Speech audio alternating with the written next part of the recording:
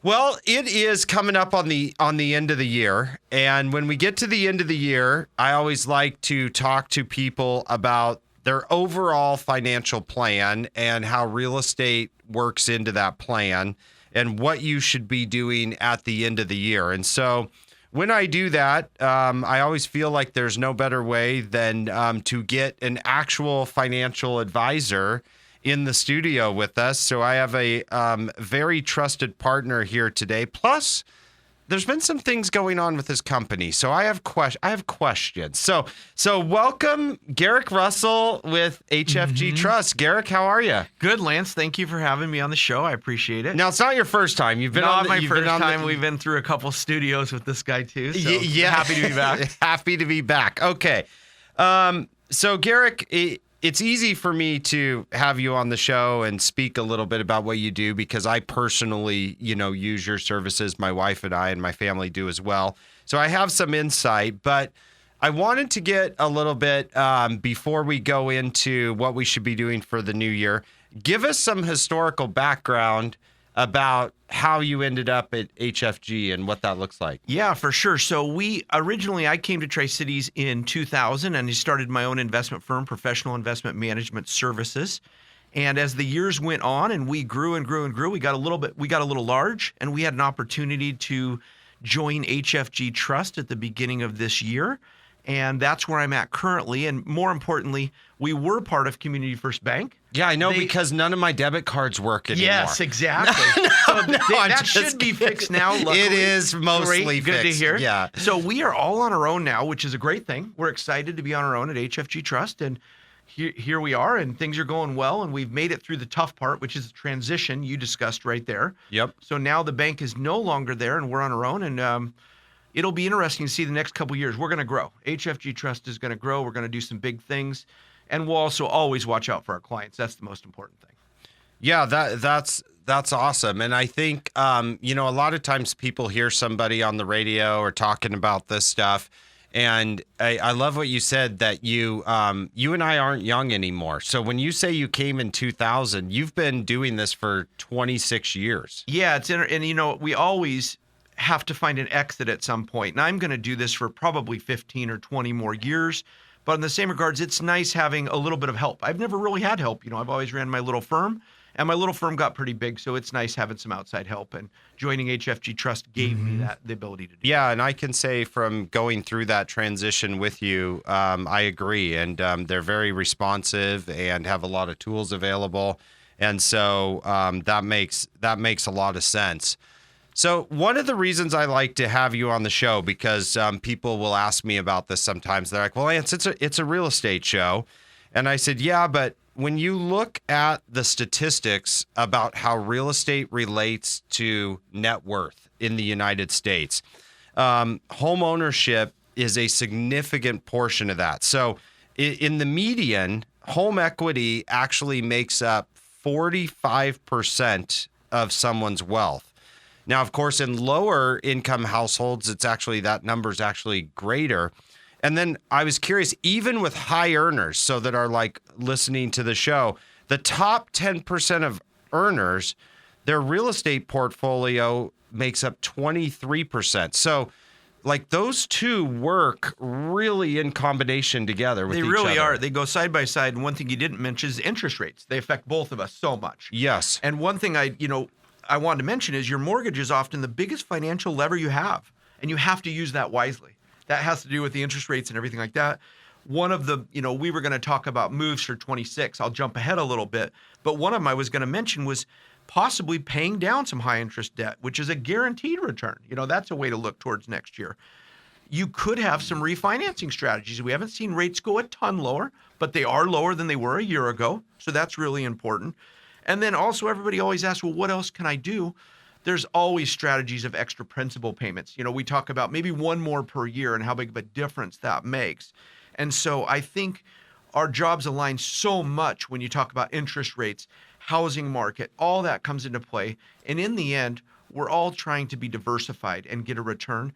And you're right, that mortgage or that house that you own is such a big piece of your financial future. Yeah, and when I think about that and look at that, it's It's interesting how you just put that, because I talk to young adults and kids about this all the time. So one of the things I don't like that has happened in the United States is that over the course of the last 10 years, the average age of the first-time home buyer has now gone up to be 40 years old. Yeah. And so when we look at that, I'm talking to young adults in their early 20s and mid 20s, and I want them to have a home owned free and clear and paid off by the time they're in their 40s. And I think what you said was just important. You kind of glossed over it quickly, but what you said is so important, that extra payment. So if you're on a 30-year mortgage and you make one extra payment a year, you effectively lower that to a 23-year mortgage. You basically take, in rough math, you basically take 7 years off of that mortgage. So if you are buying that home at 25, you can have it paid off at 47 or 48 years old. And I think a lot of those mortgage companies even have those systems built in to help you. You might even be able to do that monthly, a little bit extra monthly to knock out a whole extra payment. They do. In fact, when Karen and I were first married, they do what they call a bi-weekly withdrawal. Yes. So I think 2 months out of the year, you end up making, 3 payments instead of 2. And so for the month. And so, you can make it really, really automatic in that situation. So with all of that being said, as people prepare for 2026, and you look at so many people's financial situations, and as they get ready to prepare for 2026 and what they should be thinking about, like, what type of advice do you give people in your career? Well, I think the most important part is we have a lot going on in the world. We all know that right now. We don't know what to expect in 2026. Looking ahead, and that would be I would have said the same heading into 25 or 24, but we just don't know what next year holds.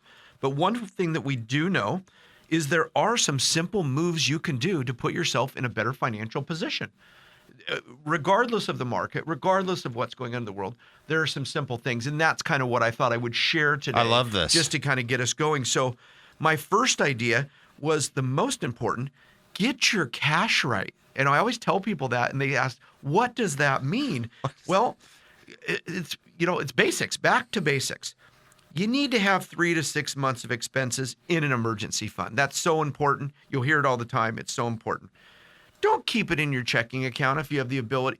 Use a high yield savings account. There's a lot of ways to get more interest, and interest is fairly high right now. Yeah. It's dropped down a little bit, but you can get some decent returns on your money. And then one thing on the backside of that, let me flip here real quick. Cash equals flexibility. And I think you and me know that at our age, but at a younger age, cash is king. They say that. Yeah. And so making sure your cash is right makes a huge difference. Okay. It prevents you from selling investments at the wrong time.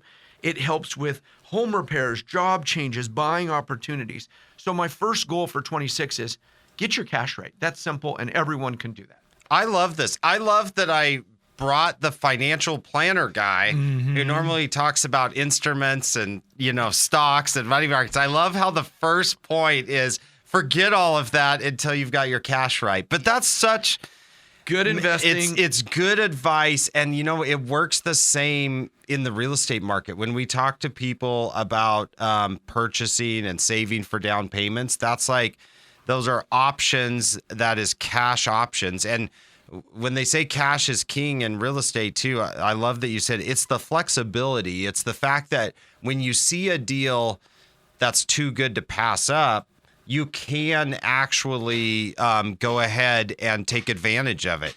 Instead of saying, for instance, like, oh man, I got to wait 4 months until those CDs expire and then the deal's gone. And with today's high yield savings accounts, you can get some decent rates, and that does help so much. Okay. I love that. I was going to finish with that. With good investing starts with boring cash, kind of what you said, right?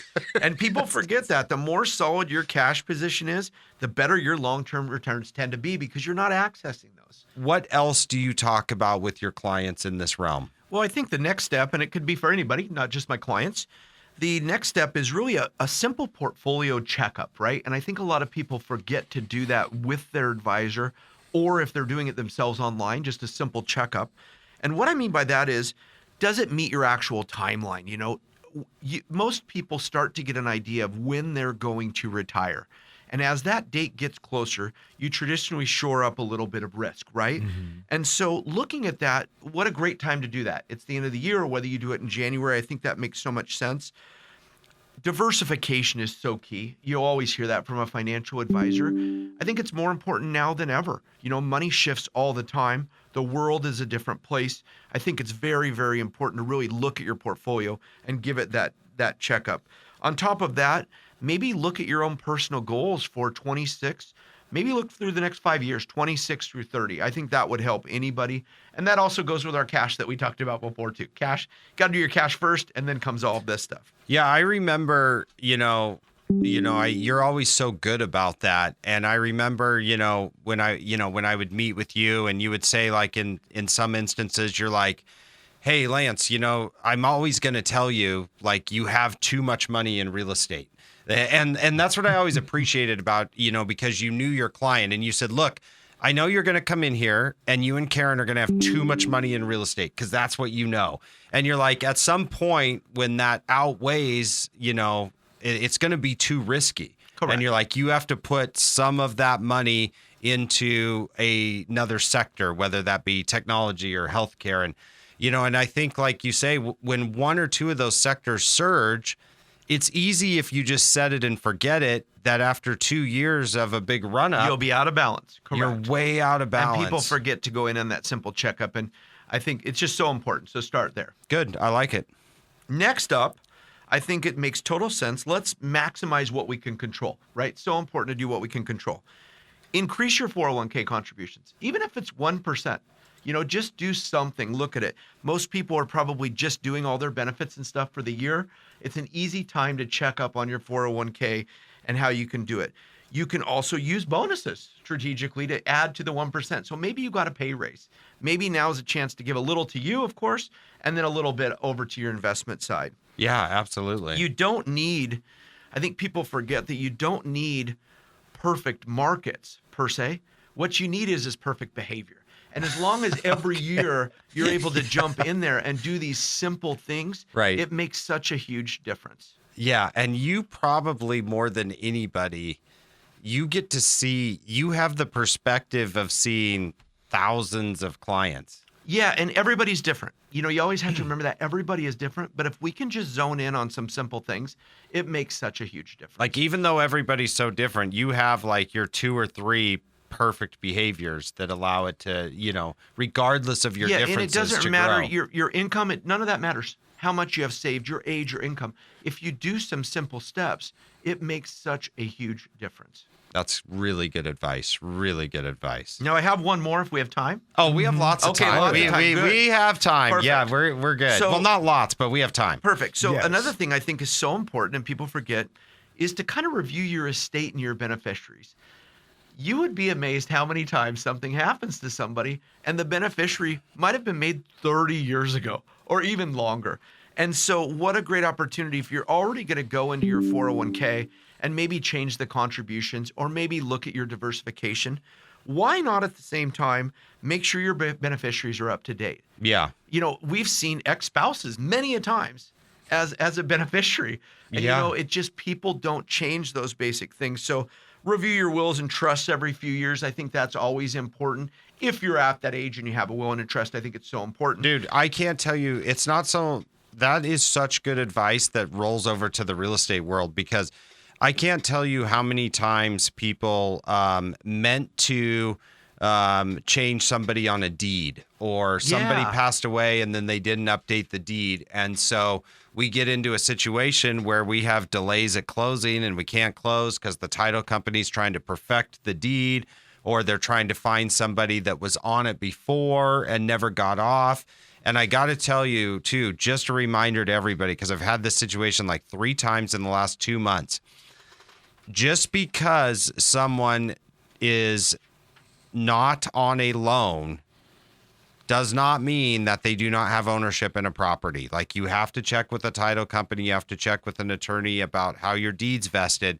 But somebody can be on the title with ownership, get in a dispute with another owner, stop making payments, and they still have the ability to withhold a sale in that situation. And a quick claim deed is so easy to do. Yeah, you're in people skip them sometimes. in the moment. Do not skip those things. Yeah, so I wanted to kind of recap. I could talk all day, but as a kind of a simple recap of what we just went over.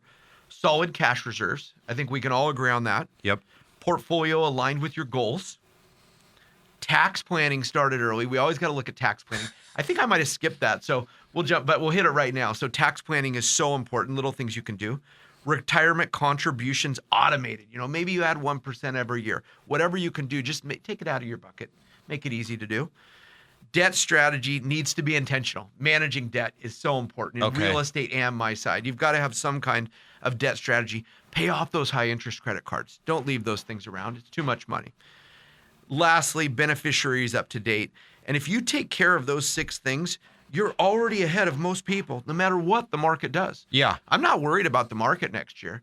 I'm just worried about making sure my people plan. And if we can plan and look ahead and do those six simple things, the market will do what it does, but I'll get people to retirement, which is why they come into our office. Yeah, that's really huge, and I love that. And when we talk to people about selling houses, and you and I, do a lot of things, and over the years, you've sent me a lot of clients to where, your clients will give you permission to talk to me, and you'll call me, and you'll be like, Lance, I do not know why these people have this house still. Or you're like, it is too risky for them to have this house, Yeah, and I think people wait too long sometimes. They wait too long. Before they ask for help, they wait too long. Yep. And I think for both of us in our business, come to us early so we can solve the problem. Yes. Instead of waiting until it's too late. Yeah, I love that. People will ask me all the time. They'll be like, well, I was going to make these changes and do this, but I'm moving to Arizona next month.